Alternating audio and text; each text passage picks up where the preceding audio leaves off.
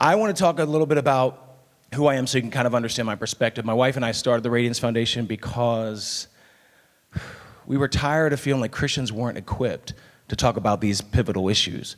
So my wife's a teacher by profession. She taught for 13 years. Her last 3 years were in Philly. I'm a creative professional. I worked in ad agencies for years and years. I got to a point, have any of you ever been at your job crying out to God, why am I here?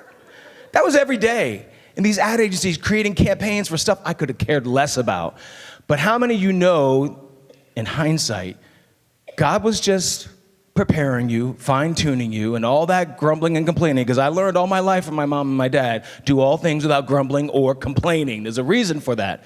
So now I look back, and no matter what I go through, I know God can use all that stuff, but he was fine-tuning us to start this. And we wanted to tackle tough social issues in the context of God-given purpose. So what the Radiance Foundation does, we illuminate, educate, and motivate.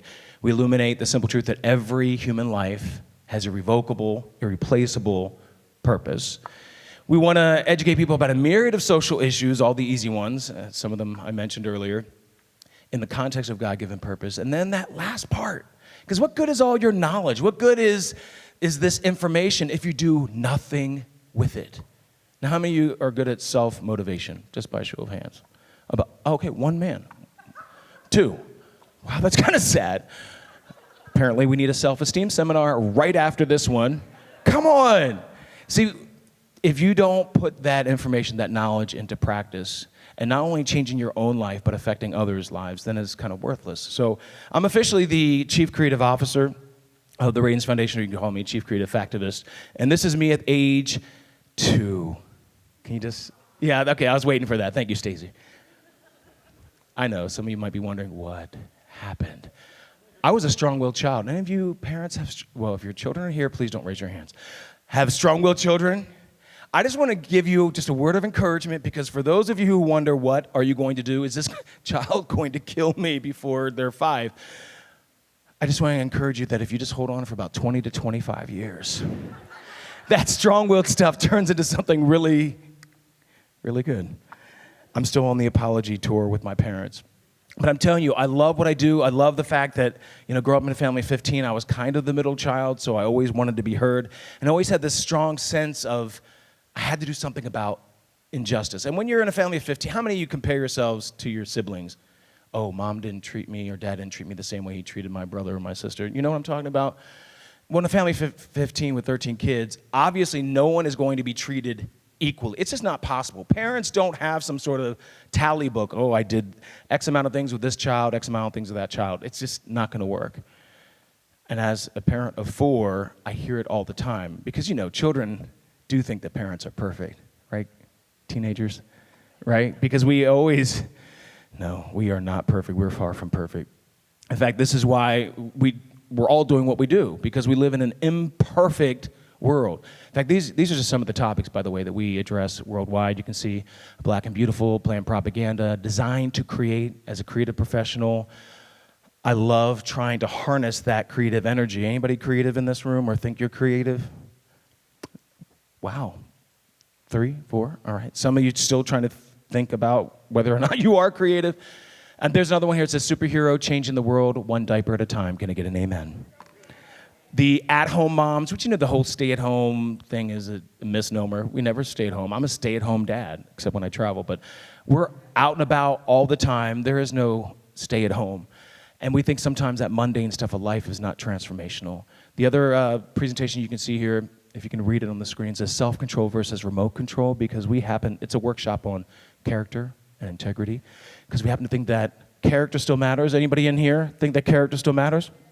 Okay, half of you. That's disturbing. All right. And anytime, of course, we talk about abortion, the Radiance Foundation is relentless about exposing an industry, but we're always compassionate toward the individual. There are men and women who are post-abortive. Of course, it's an irreversible decision, but it's not an unforgivable decision. Because last time I checked, there's no one in this room or outside of this room who has never sinned, who has never made a mistake. All those consequences are different, but we happen to believe in a God of wholeness and healing. Anybody else believe in a God of wholeness and healing? Come on. We all have stories we tell about how God's transformed us. But we have great resources for those who are post-abortive, or if you know somebody who is, maybe somebody in here. If you go to radiance.life/heal, there are great resources for men and women, because we know that both men and women are impacted by abortion. And everything we do and everything, you know, God is amazing. Someone with a story like mine is able to create content. In fact, everything you see on the screen I've created, and everything out on that table I've created. And it's not to highlight me, but it is to celebrate a God who enables triumph to rise from tragedy all the time. And I love how I can prove the abortion industry wrong. I can prove ideologies that are hostile to Christianity wrong. This is somehow radical to say that life has purpose, but it's our Twitter handle and it's our worldview. Everything that you see is based on that. And what we decided to do, my wife and I, when we started the Radiance Foundation just a few years ago, we wanted to tackle two really easy topics: race and abortion. In the South, which I'm from Lancaster County, Pennsylvania, home of the Amish. Anybody, whoopie pies, apple dumplings. And my wife is from New York City. So it was a very different experience for us being in Atlanta, where I'm just going to be honest, sometimes I felt like the Civil War just ended, because there was just a mentality sometimes that was different than the North. And let me just say this. Northerners often pride themselves as if they have advanced more. Are you kidding? It is the same old human depravity. I mean, I'm just going to say this. As a Northerner, I grew up thinking that to be Southern was synonymous with being racist. How crazy, because Northerners are just as racist. Anyway, so we launched this billboard campaign that talked about abortion and race. Ooh. 60 billboards we placed. In fact, this is the billboard, dealing with abortion's hugely disproportionate impact in the black community, where abortion rates are up to 5 times higher. And so we placed 60 of these billboards. We work with Georgia Right to Life. In fact, I mentioned Catherine Davis earlier. She was working with Georgia Right to Life. And this started a media firestorm. So about 60 of these billboards, I might have to walk around because this remote control decides to work sometimes, sometimes not. Right here, black children are an endangered species, toomany-aborted.com. The same year that Roe v. Wade was decided by the Supreme Court, a different branch of the government decided to protect life, animal life. So the same year Roe was decided upon by a supremely wrong Supreme Court, another branch of the federal government decided through the Endangered Species Act to protect animals. Humans, not so much. So when we launched this billboard campaign, now keep in mind, this is just a husband and wife team with our 2 Mac laptops sitting at our table. We had 3 kids at that time, 2 of them in diapers, wondering, God, what did you get us into? Because I remember someone earlier said, if you're going to ask God, what do you want me to do? That can be a really dangerous thing. And when God calls you to do something, he's going to equip you to do it. People thought we were crazy. Why would you leave a full-time job with all the full-time benefits and the security of health care? First of all, our security is not in health care. Our security is in Jesus Christ. So if God's going to call you, he will provide. And I'm telling you, it was the best decision, scariest, but the best decision we ever made. But people thought we're out of our minds. But quite honestly, when you're a Christian, you kind of have to be a little bit out of your mind. They thought we were crazy, too, to start this whole organization and to deal with this particular topic. So here we are, 2 parents who are just passionate. My wife has worked mostly in inner city outreaches as a teacher in inner city schools. Most of my adult life, I worked in urban outreaches, just heartbroken of the fatherlessness that has plagued so many urban areas, and that plagues our whole nation. So we place this billboard, and who responds but Planned Parenthood? Planned Parenthood, $1 billion Planned Parenthood, was threatened by 2 parents with 2 broken Mac laptops. And they held a national bloggers conference partnering with Essence magazine in Planned Parenthood's headquarters in New York City. They also had a national phone conference to try to figure out how to message and counter the messaging of our toomany-aborted.com campaign. And here is one of the things that they created to respond to our campaign. So anytime you think, I don't have enough money, I don't have enough organization, I don't have the infrastructure, do you have God on your side? Then do it. And so Planned Parenthood produced this documentary. It's 20 minutes long. This is just a clip from it, but it's 20 minutes long, and it's featuring African Americans extolling the greatness of Planned Parenthood. Just check this out. I had to keep on going back to the middle. This is going to be fun. Millions of Americans have stories. So we got on a bus, brought a camera, and let people speak for themselves. We listened to patients, to healthcare providers, to those who have been on the front lines, and those worried about the next generation. I said, well, this is a really tough decision. And there were some tears, But I actually left the procedure going, okay, this is the best decision for me. I know 3 kids is a good number for me. I only have so much lap space. I only have so much arm space. I only have so much time in the day. And they're all over the country. And you may know that there are forces out there that have been trying to destroy Planned Parenthood. We saw one of those forces not too long ago, and you know that I was involved when they put some billboards right over here off of I-75 that said black children, an endangered species. But we are not a species. We are God's children, created in God's image. Planned Parenthood. It helps me to be a better pastor. Yeah, did you catch that last part? Planned Parenthood helps me to be a better pastor. I'm sorry, I thought the Bible made you a better pastor. Craziness. This is what Planned Parenthood puts out there. This is why I call it a crockumentary. This is why I'm all about being a factivist. In fact, one of our T-shirts and our initiatives is called Less Activism, More Factivism. See, what happens is so many people act without the facts, and that leads to dangerous consequences. We see it in so many political movements, including the Black Lives Matter movement. We need to have the context. We need to have the clarity. And I laud those who feel a sense of injustice and they want to do something about it. Because there are too many people who just sit on their butts, and unfortunately too many Christians who do nothing about the injustice around them. So I do praise those who feel compelled and actually get up and do something, but we have to act with the facts. In fact, this video just kind of shows you the difference between an activist and a factivist.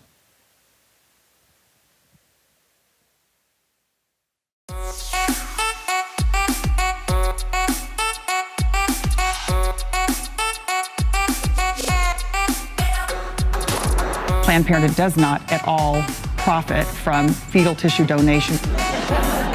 Planned Parenthood has been involved in selling the body parts of the babies that they abort for decades now at this point.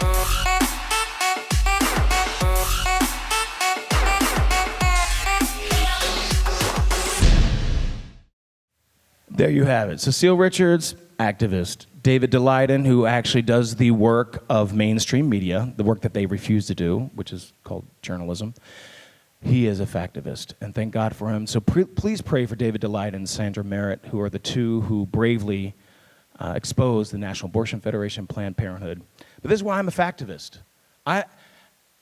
We are motivated by 1 Corinthians 13:6. It says, love does not delight in evil, but it rejoices in the truth.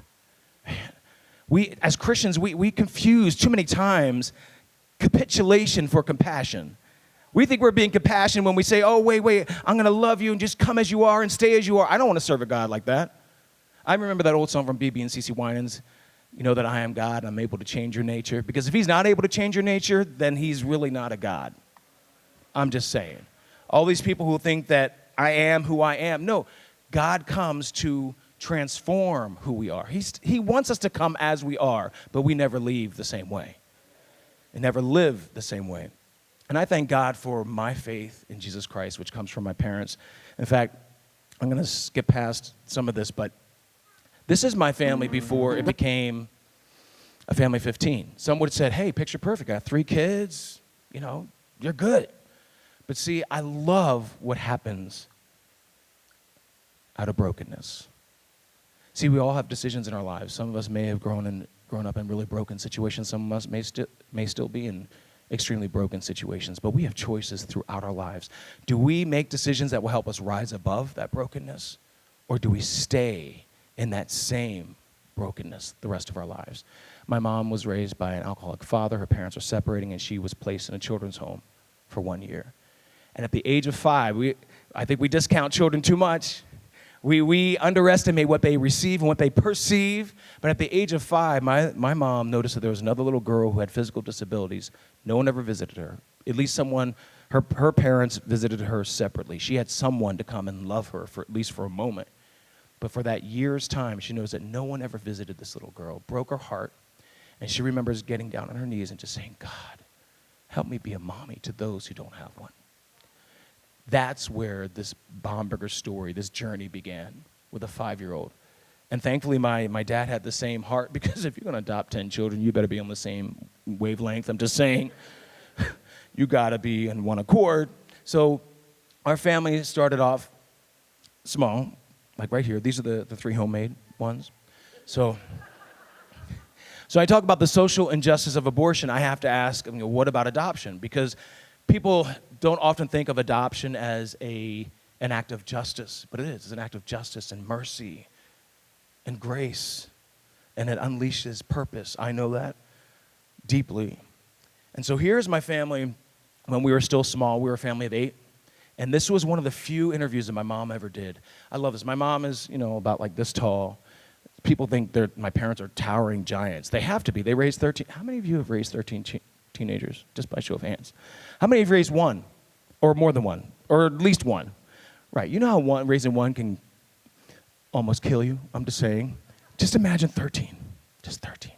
But this is when our family was kind of small, at Family of 8. And I love the title that they gave this article, because it really described the journey of our family. Quote, unwanted children, unquote, find their wanted. See, we may not be wanted by our biological parent or parents, but there is no such thing as unwanted. We're all wanted by someone.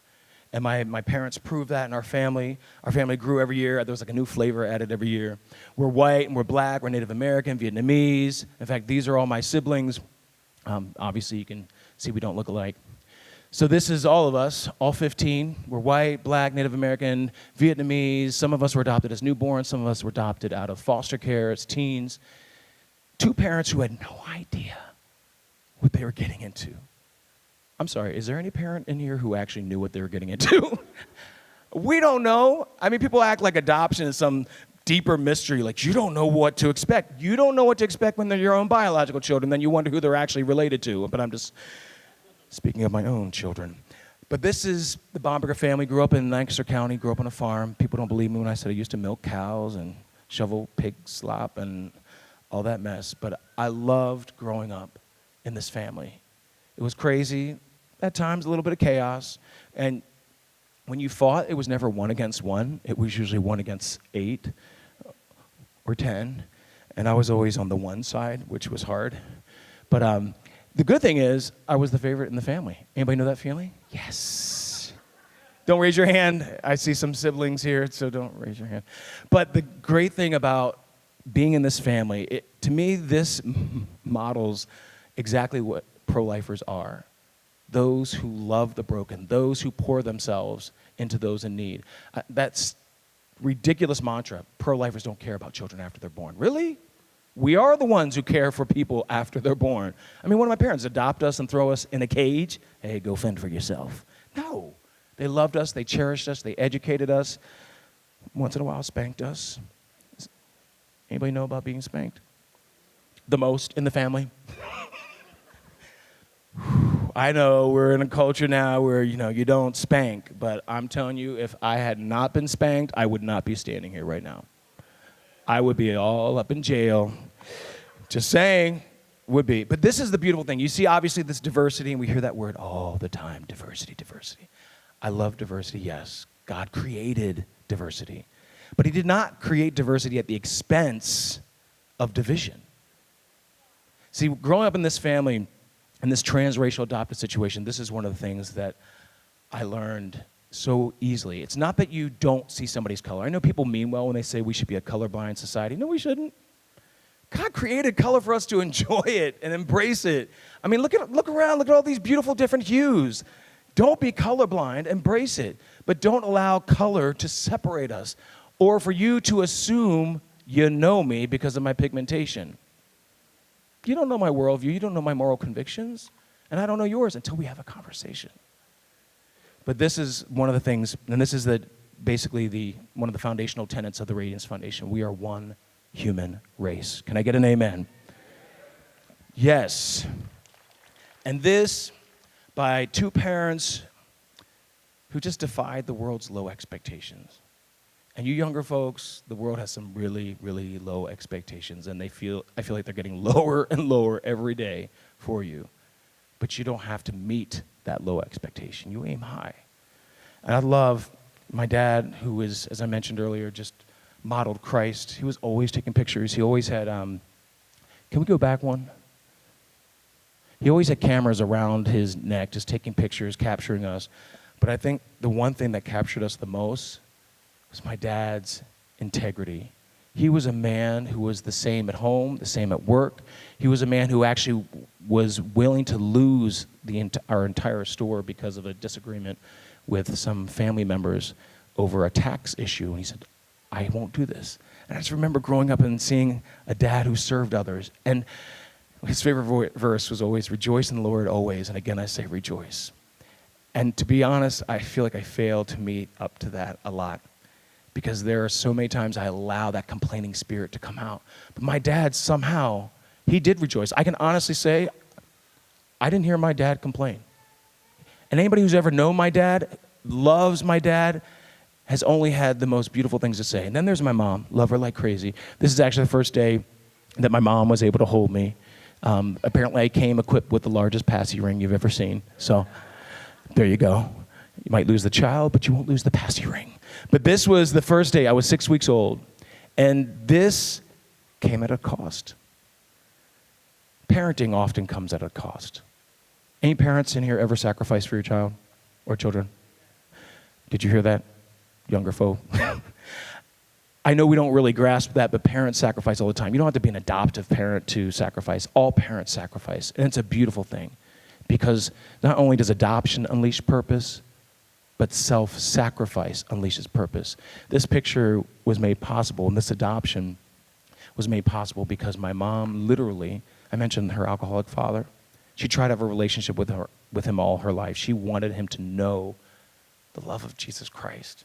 She knew he was broken. Even though he continually rejected her, she still tried to get him to understand that he was someone that Jesus loved. So when she and my dad were adopting this little brown boy, they thought that maybe he'd be interested or be involved. And it was at that moment that she realized all the brokenness that she knew about her father didn't include him being a racist. She had no idea. So I'll keep this PG since I'm in church. But he said, if you bring that black child into your home, you're going to ruin your family. So my mom literally had to lose a father in order to gain a son. So although her father had been involved in her life and the three first Bomberger kids, the moment she adopted me, he had nothing to do with us the rest of our lives. He missed out on 13 really, really fun grandkids. And I will just say that my mom chose well. She chose me. Thank you, Mom. Self-sacrifice unleashes purpose. And let me show you this whole unwanted nonsense. Let me show you a picture of what unwanted looks like. This is my whole family. This is just my brothers, my sisters, their spouses, their children, no aunts and uncles, just the Bombergers. This is all 65 of us, which this is what happens when you prove the world wrong. This is what happens when you love, because love truly can transform anything. So many kids written off, a number of my siblings were in horrific situations, sexual abuse. Many medical professionals would say that this child won't amount to this child won't be able to do this. God defies the foolishness of these professionals, men and women, all the time. And I love just seeing how my siblings have flourished as well. This is what happens when you say, God, what did you call me to do? Okay, because I know you're gonna equip and enable me. And he obviously equipped and enabled them, because they had to survive 13 teenagers, 13 drivers. Just put that in your head. Just for my sister, this is on video, I'm sorry, Valerie. Oh, I called her name out, I'm sorry. But on her first drive, she had an accident in the driveway. How do you have an accident in the driveway? She ran over the hedges, the bushes on the way out the driveway. 13 teenagers. But this picture wouldn't be possible if it weren't for 10 courageous birth moms. People often ask me if I ever met my birth mom, and I've not. I've searched for her, but search came up empty. And it's interesting because, oh no, can we back? Okay. Sorry, we gotta go back. You can't start that yet. My search came up empty. Never met her. Now, people have in their minds this whole talk show, Montel, sort of Ricky Lake or Jerry Springer-ish sort of mentality that every adopted child wants to be connected with their biological parent. And especially wants to be surprised on a talk show by a biological parent showing up. It doesn't go like that. There are many of us who, yes, want to know about our biological parent. And I thank my biological mom, my birth mom. I am so grateful. I don't need to have a relationship with her, but I wish I could just thank her. As a creative, over the years, I've tried to figure out what words do I even use? They seem so insufficient. What do you say to someone who went through 9 months of a traumatic pregnancy?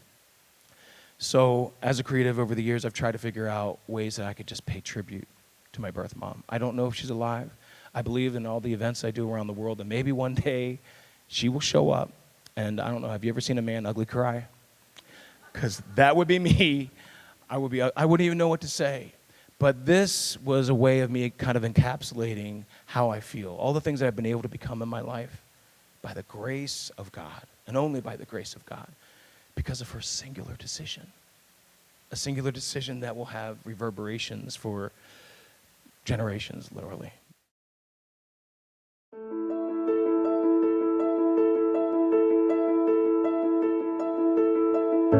You couldn't see what I would be. It wasn't part of your plan. Stronger than your circumstance, you gave my life a chance. Touching the future before it began. You're the reason I am here. I know deep down in my soul, my life has purpose. I know deep down in my soul, my life has purpose.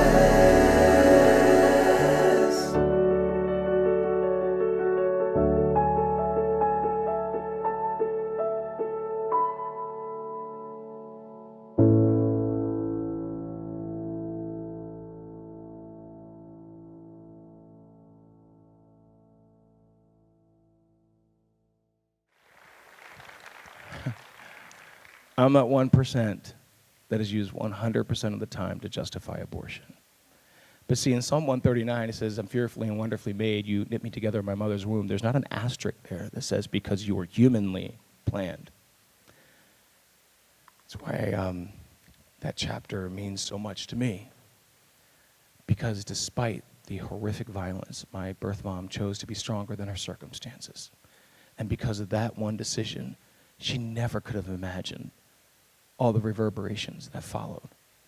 I mean, that's strength. I mean, we talk about strong women. Yes, there's strong women and strong men. We overcome all the time. Philippians 4:13, I can do all things through. Yes. We have an abortion industry that's constantly telling women, you're not strong enough. You can't do this. You can't overcome this. Yes, you can. And life isn't something to overcome. Unplanned life. It's something to embrace. In fact, my wife knows all about it. She was a single mom for almost 2 years. Her fellow teachers who meant well would say things like they would offer to help pay for abortion. Just abort it, just abort it. Well, it had a name, has a name. Her name is Haley Radiance, the reason for the name of our organization. I can't imagine life without her. And this is the beautiful thing, because you often hear that the only outcome to unplanned life is going to be misery. No, they don't tell you what happens a lot of the time, and that is lives get transformed beautifully. See, my wife, Bethany, she and I both went through personal revolutions. In her life, it hit rock bottom. But Radiance transformed her and lifted her up, brought her back to God. I mean, it's So this is the reason why we started the Radiance Foundation. I'm actually going to have to just skip over some things because sometimes I talk about my family and I just have to keep going and keep going. But I want to talk about women's rights. Anybody hear that phrase ever? At all? Every day? And I love the whole future is female thing. Yet there is no future at all without male and female. I'm just saying. I mean, God created nature to work in harmony. So that's the problem with feminism. Feminism, fake feminism, as I like to call it, is centered in discord. There is no harmony. I mean, there is no woman without a man. There is no man without a woman, period. And I'm not even giving qualifiers by saying biological man and biological woman. Just man, just woman. So when we talk about women's rights, I just want to... It's interesting because abortion is always touted as something that is a woman's right. It's interesting because when you talk about women's rights, they inevitably go to, and I love this because fake feminists love going back to like 1917 when the maternal mortality rate was so insanely high. In New York City, for instance, I'm going to skip ahead, just ignore all this because this was when I wasn't going to talk for 15 minutes about my family. But sometimes, you just want to keep flowing. By the way, I do want to just stop here because when it comes to women's rights, Fannie Lou Hamer, anybody hear about Fannie Lou Hamer? Anti-poverty activist, voting rights activist. She was sick and tired of being sick and tired. She was also sick and tired of Planned Parenthood. She did not like Planned Parenthood. She was pro-life. She was an adoptive mama, which many people don't even know. And this is one of the quotes from one of her speeches. She says, I'll tell you the next thing that I don't buy. I don't buy distributing birth control pills and legalizing abortion because they're talking about us. If you want to abortionize somebody, do it to yourself because I'm going to try to keep the children. Fannie Lou Hamer, she knew about women's rights, and she was no fan of Planned Parenthood. But Planned Parenthood always talks about how abortion reduced maternal mortality. You can actually, if you go to our website, radiance.life/justthefacts, this is one of the fact sheets, and just shows you how maternal mortality plunged long before birth control was ever legalized or abortion was ever legalized. So you see even here in 1965, that's when the US Supreme Court ruled for birth control access, but you can see how it plunged from 574.3 deaths per 100,000 live births to 34.7. I mean, we didn't need abortion to reduce maternal mortality. What we needed was better health care. In fact, the plunge was largely attributed to two things: penicillin and to better protocol with medical equipment, sterilized equipment and things of that nature. So this is the lie that somehow abortion empowers women and it reduced deaths. It doesn't. Abortion is death. In fact, you can't talk about abortion without talking about Margaret Sanger, who's the mother of Planned Parenthood. If people will say, well, pro-lifers take her words out of context. You can't even really take her words out of context because she's got a lot of ugly, broken words. Another example of what happens when you don't choose to rise above your brokenness. See, she had an alcoholic father too. She grew up in poverty. But her solution to poverty was to eliminate the impoverished instead of eliminating the problem that caused it. So Margaret Sanger, this is how she's the mother of birth control, the birth control crusade. This is what she says, and this is how she defines birth control. She's the woman who's celebrated. In fact, there's going to be a movie out from Hollywood starring Sandra Bullock as Margaret Sanger. Yeah, that's really disappointing. But these are her own words in her book, Women in the New Race, chapter 18. She says, birth control itself, often denounced as a violation of natural law, is nothing more or less than the facilitation of the process of weeding out the unfit, of preventing the birth of defectives or of those who will become defectives. Does that sound like women's rights? Do you feel empowered? Anybody in here? This is the American eugenics movement. Margaret Sanger was one of the leading eugenicists. I want to play you just a clip so you can understand how broken this person was. Her whole worldview, obviously not a biblical worldview, looked through a lens that was shattered. This is her answering the question if she believes in sin. This is Margaret Sanger's response.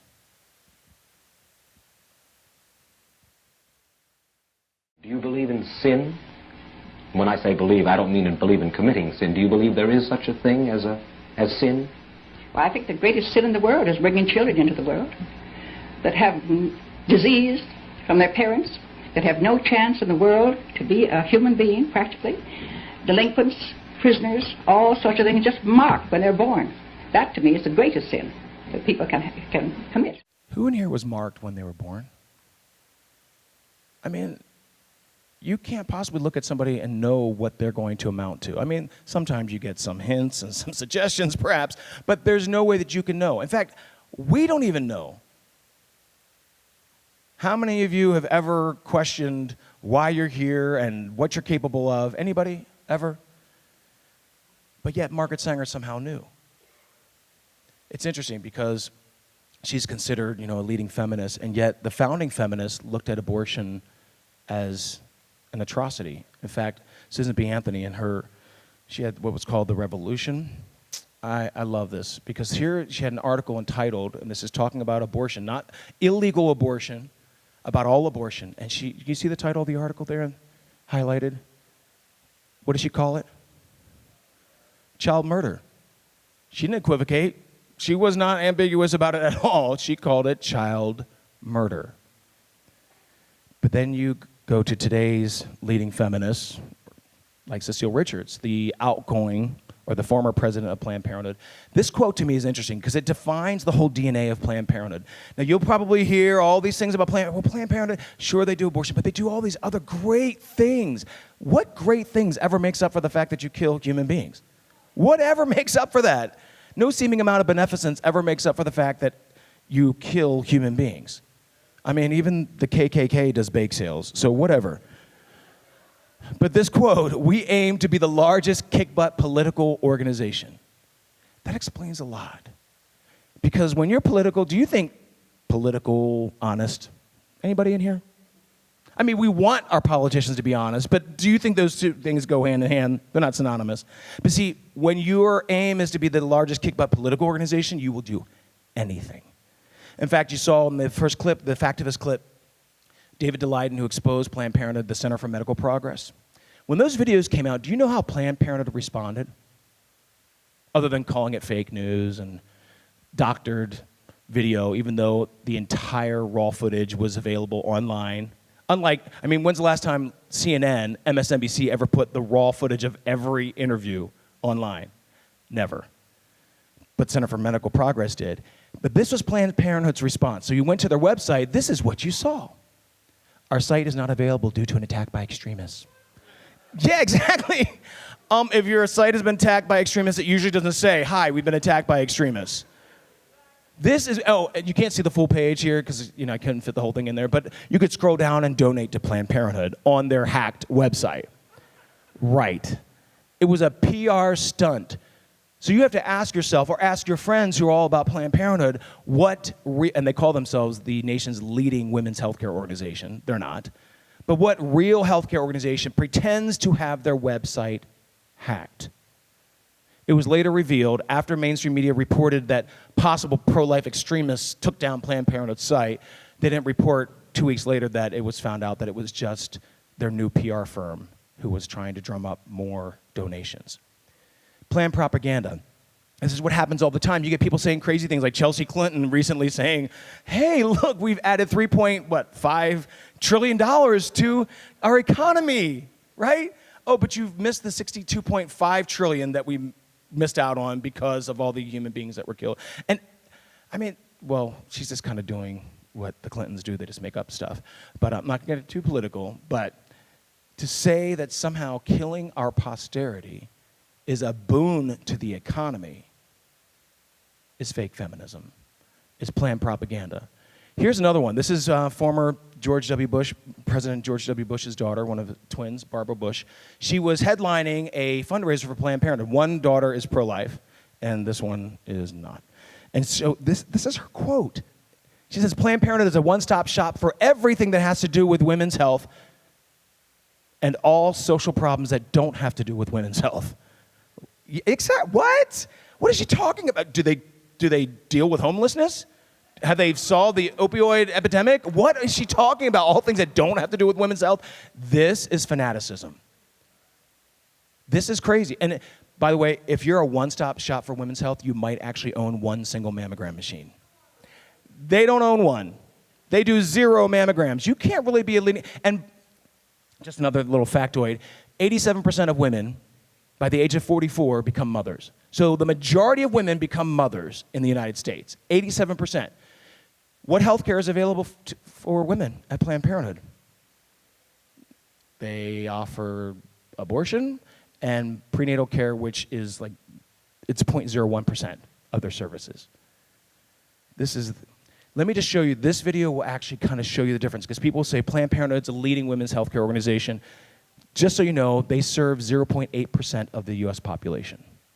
0.8%. There are federally qualified health centers and community health centers that provide far more health care than Planned Parenthood. This just shows you the difference. It just juxtaposes Planned Parenthood services with community health centers, which are taxpayer funded. It's called Care Less, no matter what. We're the largest provider of women's reproductive health care in the country. This is what we've been doing for 100 years. I feel like we keep getting better at it. Not exactly, Cecile. There are thousands of taxpayer-funded community health centers that provide far more women's health care than Planned Parenthood. In 2015, these community health centers provided 521,568 mammograms. Planned Parenthood provided zilch, 0, nada. This network of community health centers provided 1.8 million Pap tests. Planned Parenthood provided less than 300,000. In the same year, community health centers provided prenatal services to 552,150 individual patients. Planned Parenthood provided only 9,419 prenatal services to even less individual patients. Community health centers intentionally delivered 292,286 babies alive. Planned Parenthood aborted 328,348 babies, delivering 0 alive. The only service that Planned Parenthood has gotten better at, thanks to $500 million annual taxpayer dollars, is expanding its share of the nation's total abortions. In fact, since Cecile Richards took over as president of Planned Parenthood in 2006, every single major medical service to women, the ones that are actual healthcare, have plummeted. Breast cancer screenings have fallen 64%. Pap tests have plunged 72%. Colposcopy procedures have tanked 62%. And since 2009, prenatal care has nearly become extinct, dropping 73%. The minimal health care that Planned Parenthood provides to women doesn't fill their bank accounts. Abortion does. More than 50% of it, which is why each Planned Parenthood affiliate has a quota for how many abortions they're supposed to commit. Planned Parenthood lies to the women who work for them and to the customers lured by their propaganda. This is what happens when Planned Parenthoods across the country care less, no matter what. You deserve better than abortion and the abortion industry. We can help. Learn more at abortionworker.com. Just by the way, that ministry is started by Abby Johnson, who was a former Planned Parenthood director. And what they do is they pull people out of the industry, abortion workers. They help get them new jobs. They help in the interim with some financial help. And they pull them out, and they also take them on healing retreats. It's an amazing thing, because these are all former abortion workers helping to rescue abortion workers from the industry. It's really a beautiful, beautiful ministry, and we are more than happy to create this content for them. But Planned Parenthood, if I had to sum up Planned Parenthood, the difference between Planned Parenthood and pregnancy centers, which my wife and I actually met at a planning meeting for a pregnancy center benefit concert. So pregnancy centers, for many reasons, are at the heart of what we do, and they're in our heart. But if I had to just kind of juxtapose the difference between Planned Parenthood and pregnancy centers, this would be it. No, not that one, this one. Planned Parenthood lures women with their lies. Pregnancy resource centers love women with their lives. And if churches don't start getting on board, there's no reason why a church should not be partnering with the pregnancy center. We talk about what can we do in our community. Get your church to first find out where your local pregnancy center is. Do you know how many Christians sit in churches and have no idea where their pregnancy center is? And many of them don't even know what a pregnancy center is. And this is not to bash people. This is to say we've got some work to do. There's a lot of lives that could be saved. Planned Parenthood does not trust women. You hear the mantra all the time, we trust women, we trust. They don't trust women. In fact, I wasn't going to play this one, but I think I'm going to play this because Planned Parenthood could say anything and mainstream media will not fact check them, which is interesting because the same people who write the dishonest articles in the first place, the same liberal journalists who are lying to us in the first place, then fact check themselves. I love that. How does that work? So here, Planned Parenthood CEO, President Cecile Richards is talking about how 1 in 5 women use Planned Parenthood, which is a complete lie. But she never gets checked. The journalist, so-called journalist, never checks her. But this is just called the 1 in 5 lie, just to give you an idea of how much they don't trust women. And it's not there. Hold on. Sorry, normally this thing works, so we'll... Can you just go ahead and advance that for me, just one slide?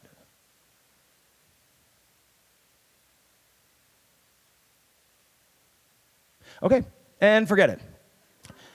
So what Planned Parenthood says is that 1 in 5 women use Planned Parenthood, and even if every single patient, which is about 2.5 million, even if every single patient were women, that would actually mean 2.4% of American women ages 15 to 64, the demographic they say they serve. That would make it 1 in 40. So apparently they use Common Core math to get to their numbers. Here's a resource. Anybody who asks you, well, if we defund Planned Parenthood, women have nowhere else to go. Yes, they will. Go to getyourcare.org. Getyourcare.org. You put in your zip code, and it shows you all the taxpayer-funded, federally qualified health centers, all the community health centers. These are already taxpayer-funded, and they do far more health care than Planned Parenthood. They don't commit abortions. So I have to ask the question, too, if we're talking about women's rights, and when we're talking about the social injustice of abortion, what about women's right to know? Planned Parenthood and the abortion industry fights against every single law to inform women, fully inform women about abortion, about its physical consequences, about all of it that's related to health.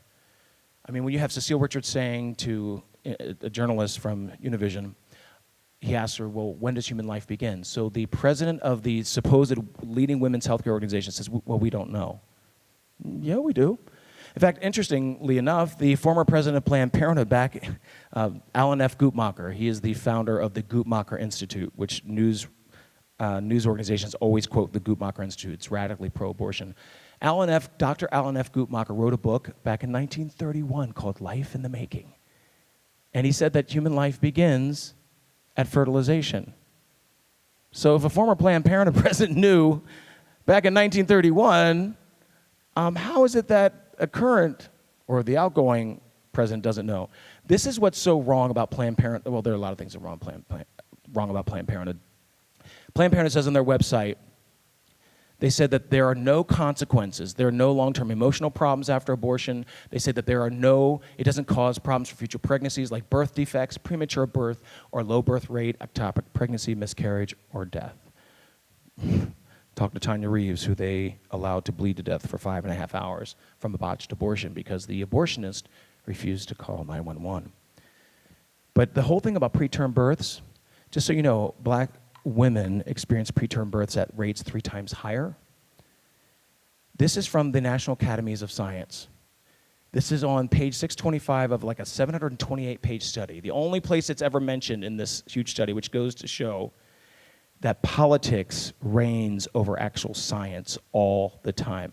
So on page 625, it says Table B5, the immutable, that means unchangeable medical risk factors associated with preterm birth, and the third one listed there, can you just read it?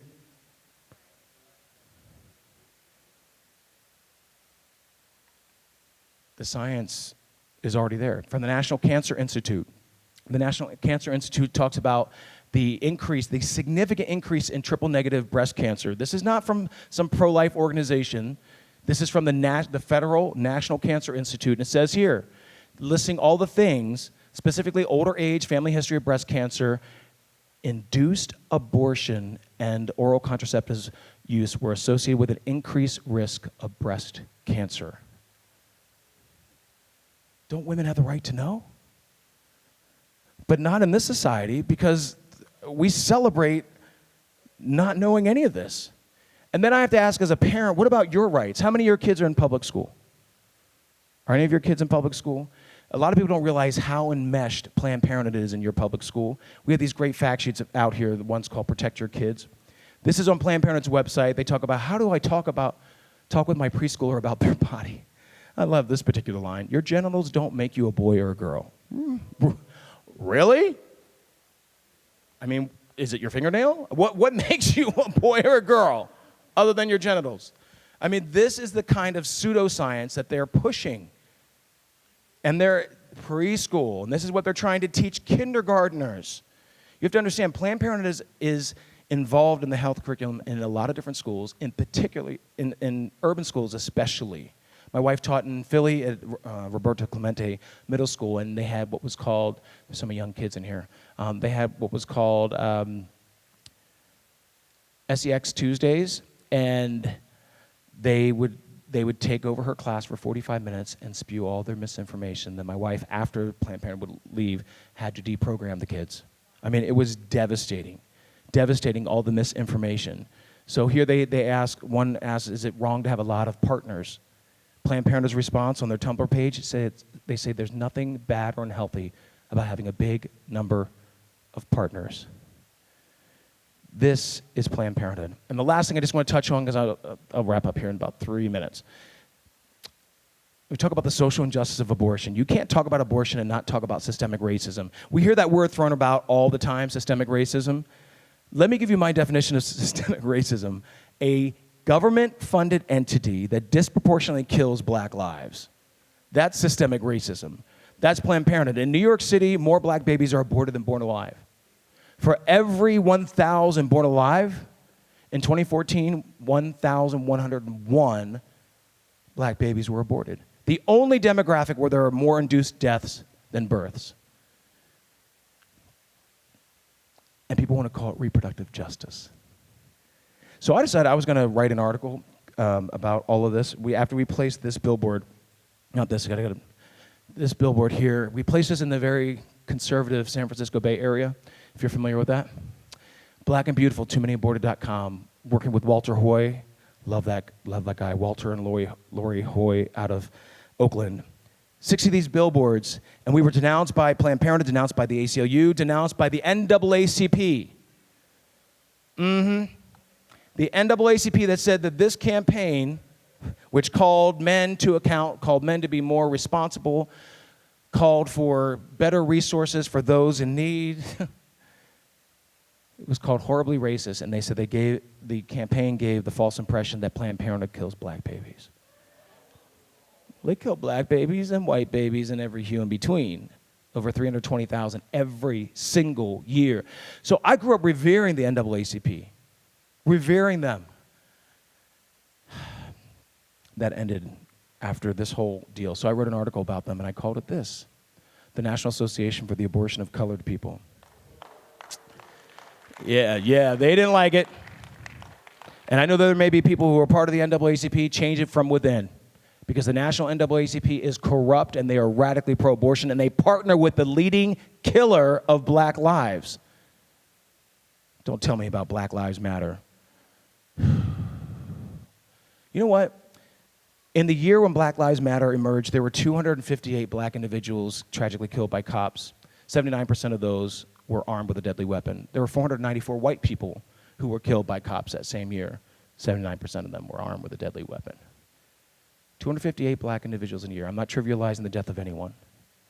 Planned Parenthood kills an estimated 247 black lives every single day. And yet the Black Lives Matter movement partners with Planned Parenthood. NAACP partners with Planned Parenthood. When they tweet stuff like this, ooh, somebody's blood boiling. If you're a black woman in America, it's statistically safer to have an abortion than to carry a pregnancy to term or give birth. Could you imagine if President Trump tweeted this? Black women, you're better off having an abortionist kill your child than going through pregnancy. What? What do you think would have been the response if President Trump had tweeted that? White supremacy, racism. But Planned Parenthood does it and nothing. There's so much to go through. There's just so much. We launched a billboard campaign in Ohio. This is beautiful because it was a coalition of left and right, black and white. We even had National Action Network, Al Sharpton's National Action Network, local activists. We had an NAACP chairwoman who was part of this. I just want to show you this picture because this to me is what we have to do, because you can reach across, the political spectrum and get people who believe that every single life is valuable, every single life needs to be defended. And this was one of the billboards. I'm just going by all this. This was some of us at one of the billboards. Abortion is big business. WhatAbortionReallyIs.com. We had other ones that said abortion is lost fatherhood. Abortion is fake feminism. Abortion is population control. In fact, that's this next one right here. And I loved it because so many different people came together to fight the social injustice of abortion. I'm trying to figure out how I'm going to wrap this up in 30 seconds. I'm just going to go to my family because, quite honestly, I have to end on why I do what I do. All of us have a motivation. I have 4 children. I want them to understand that every human life has purpose. Whether you're red, yellow, black, or white, planned, unplanned, whether you're able or differently abled, your life is purpose. And our value is not set by some human court. It's set by a much higher court. Thank God. Every human life has purpose. I just want to show you, talk about beautiful possibility. I wish I could go through these examples, but I'm just going to have to skip through them. And unfortunately, there we go. I just want to get to the last one here. Sorry, normally this goes a lot faster. By the way, I'm going to do this one. Oh, I just ruined it. Forget it. When he passed away, I wrote an article about him. A lot of people don't realize this. Steve Jobs changed the world. Adoption changed his. He was adopted. Adoption doesn't just change the child, doesn't just change the family, doesn't just change the community. Sometimes it changes the world. Some of the best things in life are unplanned. And plus, look at that picture on the left. I didn't Photoshop it, but I think God was like, hey, Stevie, hold your hand up a little bit. Just hold it up a little higher. Bam! I mean, look at that. Only God. Only God. And I love that in his biography, he wanted to go back to his birth mom and thank her that he didn't end up as an abortion. How many millions upon millions, 60 million here in the United States since Roe v. Wade, more than 60 million, extinguished. I just want to touch on this because we hear often when it comes to abortion, well, you don't know my experience. You don't know what I've been through. You know what? We need to be willing to listen to people's stories, willing to listen to their pain, and willing to walk through it with them. But we have to understand, truth does not need a qualifier. There's not your truth or my truth. There's just the truth, period. Let me give you an example. Gravity. It's a constant. If you fall off something, you're going to fall 32 feet per second per second. Doesn't matter whether you jump, doesn't matter whether you jump, doesn't matter whether you jump. It's all going to be the same. The same law applies to all of you. Now, the consequence may be different. The outcome, you might break your leg, you might not, you might snap a finger, I don't know. So the outcome may be different, but the law still applies. It's the same way with truth, which is why I love one of my favorite childhood heroes, Frederick Douglass.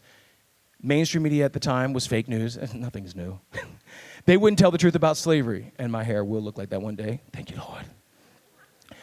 But Frederick Douglass, what did he do? Because he wasn't just going to complain about fake news. He started his own news publication called the North Star in Rochester, New York. And I love the words that he used as to why he had to start it. He said, I see before me a life of toil and trials, but the truth must be told. Justice must be done. I cannot be silent. As Christians, people, we don't have the luxury of being silent. Every second, a child is aborted. More than just one. We don't have the luxury of being silent.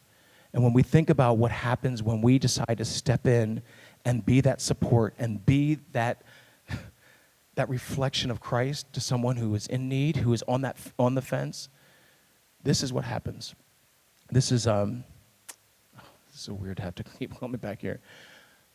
These are my favorite people on the planet. It's my wife, Bethany, my best friend, my youngest son, Justice, who was adopted, my oldest daughter, Ray, Radiance, and my 2 children who are competing for middle child status, Makai and Aaliyah. Woo!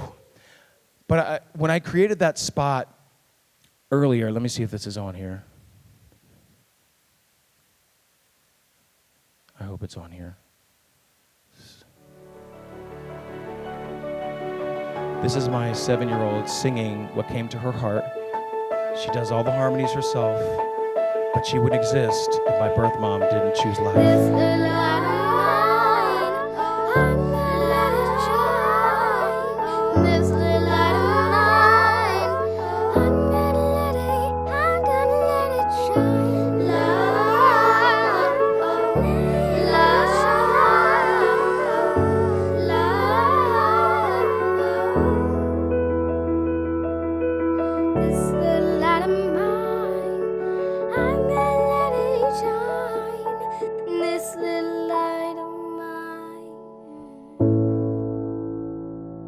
Thank you for letting me share a little bit of my life and a little bit of my passion with you.